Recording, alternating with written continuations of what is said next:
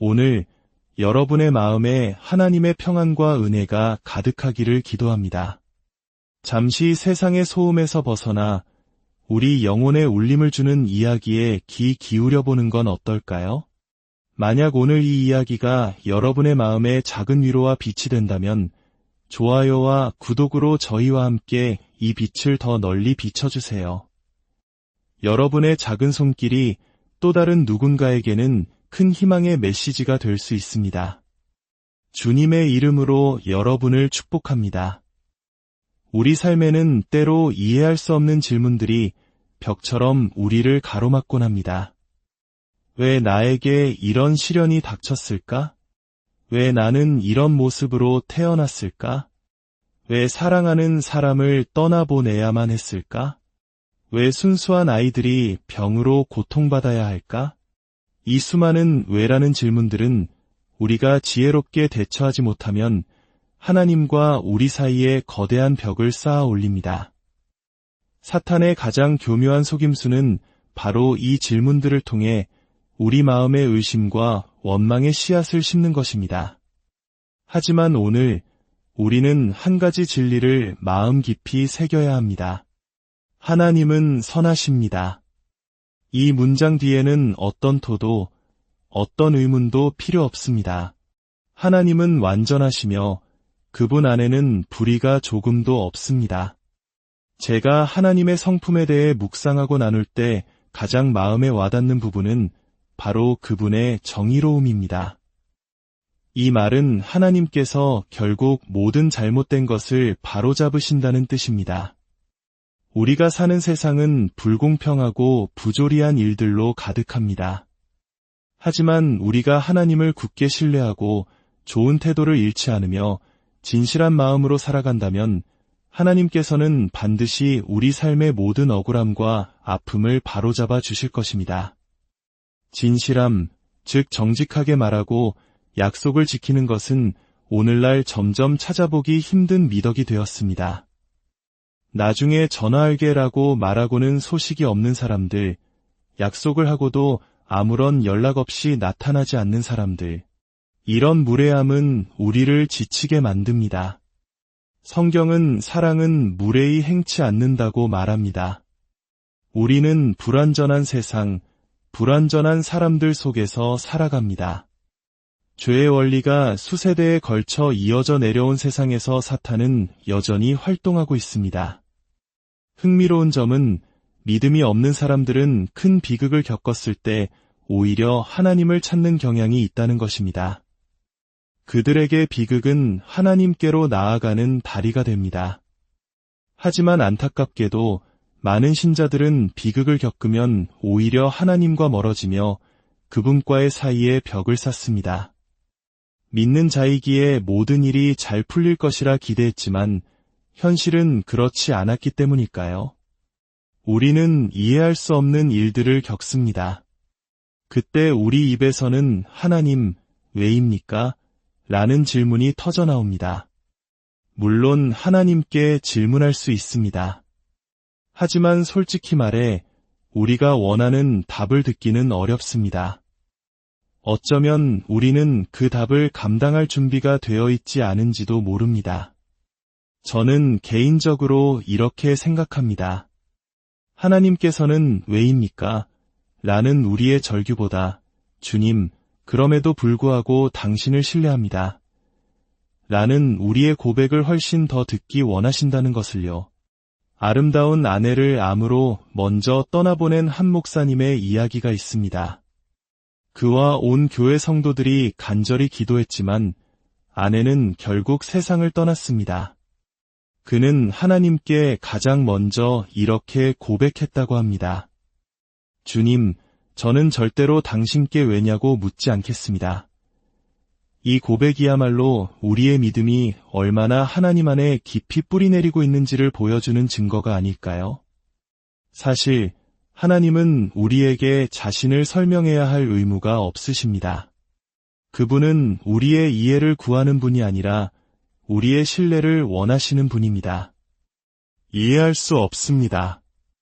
마음이 찢어질 듯 아픕니다.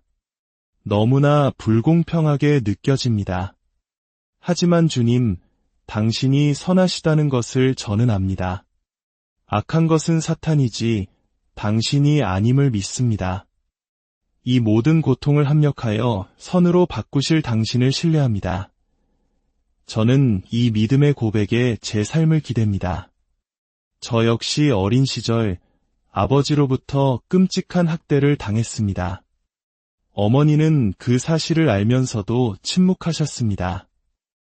18살에 도망치듯 만난 첫 번째 남자와의 결혼 생활은 또 다른 5년의 고통과 배신의 연속이었습니다. 친척과 직장 상사에게서도 비슷한 상처를 받았습니다. 제 마음속에는 다시는 남자를 믿지 않겠다는 깊은 불신이 자리 잡았습니다. 깊은 상처를 입은 사람들은 종종 우리가 무언가를 보상받아야 한다고 생각합니다. 그리고 그 생각은 틀리지 않습니다. 우리는 마땅히 보상받아야 합니다. 하지만 문제는 우리는 늘 갚을 능력이 없는 사람에게 그 빚을 받으려 한다는 점입니다. 저는 오랫동안 제 남편에게서 아버지가 제게 진 빚을 받으려 했습니다. 남편이 저를 무조건적으로 사랑해주고 제 자존감을 채워주고 제 안의 모든 불안과 상처를 없애주기를 바랐습니다. 마태복음 18장에는 빚을 갚지 못하는 종의 비유가 나옵니다. 성경을 읽던 어느 날 그가 빚을 갚을 능력이 없는지라 라는 구절이 마치 살아있는 음성처럼 제 마음에 박혔습니다. 그 순간 저는 깨달았습니다. 아버지는 제게서 빼앗아간 것들을 돌려줄 수 없다는 사실을요. 어떻게 그가 제 어린 시절의 순수함을 되돌려줄 수 있겠습니까?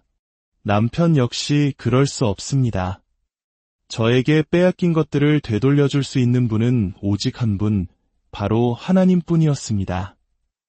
그렇기 때문에 우리에게 상처 준 사람에게서 무언가를 되돌려 받으려는 시도는 어리석은 일입니다. 두고 봐, 복수하고 말겠어 라고 다짐하는 것은 결국 자기 자신을 더 깊은 상처의 구렁텅이로 밀어넣는 것과 같습니다. 저는 용서에 대해 자주 이야기합니다. 어떤 분들은 지겹다고 할지도 모르지만 저는 이 이야기를 멈출 수 없습니다. 우리 주변에 심지어 교회 안에 분노와 미움으로 가득 찬 그리스도인들이 너무나 많기 때문입니다. 용서하지 못하는 마음은 사탄이 신자의 삶에 가장 강력한 발판을 마련하는 통로입니다. 우리는 말합니다. 용서가 너무 어렵습니다. 네, 그럴 수 있습니다. 하지만 예수님께서는 십자가 위에서 아버지, 저들을 사하여 주옵소서, 자기들이 하는 것을 알지 못함이니이다 라고 기도하셨습니다. 어떤 분은 말할지 모릅니다. 그건 예수님이시니까 가능했죠. 하지만 스데반도 돌에 맞아 죽어가면서 똑같은 기도를 했습니다. 그는 예수님이 아니었습니다. 제 아버지는 자신이 하는 일이 잘못되었다는 것을 알았을 것입니다. 하지만 솔직히 말해 그 행동이 제 삶에 얼마나 깊고 끔찍한 상처를 남길지는 온전히 이해하지 못했을 거라 생각합니다. 아버지는 여든이 되어서야 제게 사과하며 이렇게 말했습니다. 내가 너에게 한 짓이 너를 그렇게 아프게 할 줄은 몰랐다. 그가 살던 시대에는 아동학대에 대한 개념조차 희박했습니다. 그 역시 상처받은 환경에서 자라난 사람이었습니다. 그렇다면 제가 아버지를 평생 미워하는 것이 제게 무슨 유익이 있겠습니까? 하나님께서 제게 주신 지혜로운 깨달음이 있습니다. 바로 상처받은 사람이 다른 사람에게 상처를 준다는 것입니다. 누군가 당신에게 상처를 주었다면 그것은 그 사람 역시 깊은 상처 속에서 고통받고 있기 때문이라고 믿어보십시오. 물론 이것이 그들의 행동을 정당화하는 것은 아닙니다. 아버지는 자신의 행동에 책임이 있습니다. 하지만 가해자 역시 상처받은 영혼임을 이해할 때 비로소 우리는 그들을 향한 미움의 사슬에서 벗어나 용서의 길로 나아갈 수 있는 작은 실마리를 찾게 됩니다. 우리의 마음속 깊이 맺힌 한 과 같은 상처들, 평생을 바쳐도 그 빚을 갚을 수 없는 사람에게서 무언가를 얻어내려 애쓰는 것은 결국 자신의 삶을 낭비하는 일입니다. 진정한 신뢰는 답이 없는 질문들을 품에 안고 가는 것입니다. 하나님을 믿는다는 것은 모든 것을 이해하지 못하더라도, 알 수 없더라도, 그럼에도 불구하고 그분을 신뢰하는 것입니다. 우리 삶에는 언제나 미해결된 질문들이 남아있을 것입니다. 모든 것을 알아내려고 애쓰는 것을 멈추십시오. 저는 한때 이성적 사고 중독자였습니다. 문제가 생기면 그 원인을 완벽하게 분석하고 이해해야만 마음이 놓였습니다. 하지만 모든 것을 파악했다고 생각하는 순간에도 우리는 여전히 길을 잃을 수 있습니다. 오직 하나님만이 모든 것을 아십니다. 우리가 꼭 알아야 할 것이 있다면 하나님께서는 반드시 알려주실 것입니다. 언젠가 우리가 천국에 이르면 그때는 모든 것을 명확히 알게 될 것입니다. 우리는 삶을 앞으로 살아가지만 삶의 의미는 뒤를 돌아볼 때 비로소 이해하게 됩니다.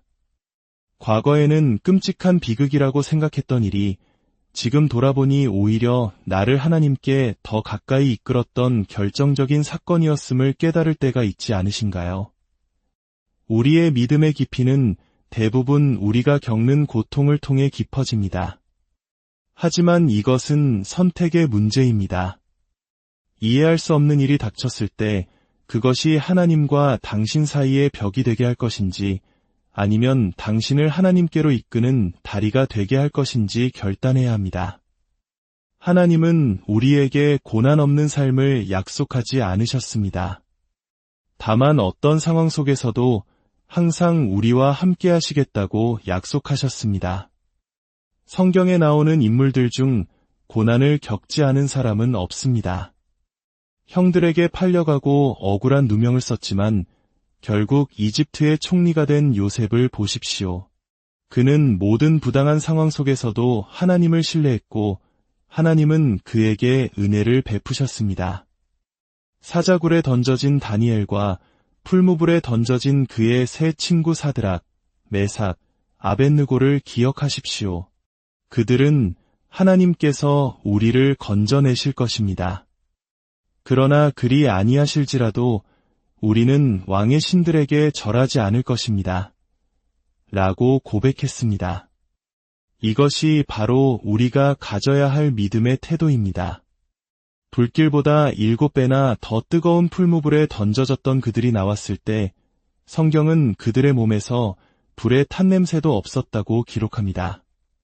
저 역시 제 삶에 많은 시련을 겪었지만 이제 제게서는 그을음 냄새가 나지 않습니다. 하나님께서 모든 것을 선으로 바꾸시고 제 상처를 사용하여 수많은 사람들을 축복하는 도구로 삼으셨기 때문입니다. 잠언 20장 24절은 말합니다.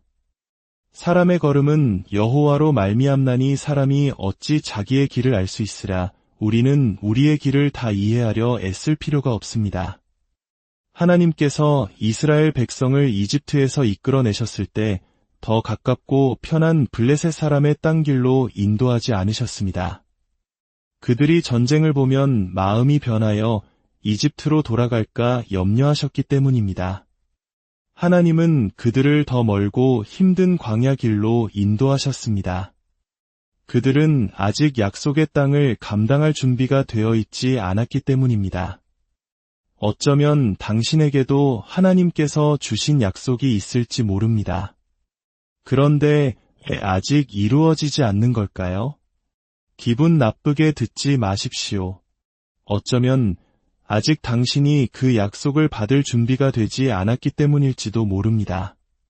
우리가 준비되었을 때 하나님의 때에 그 약속은 반드시 이루어질 것입니다.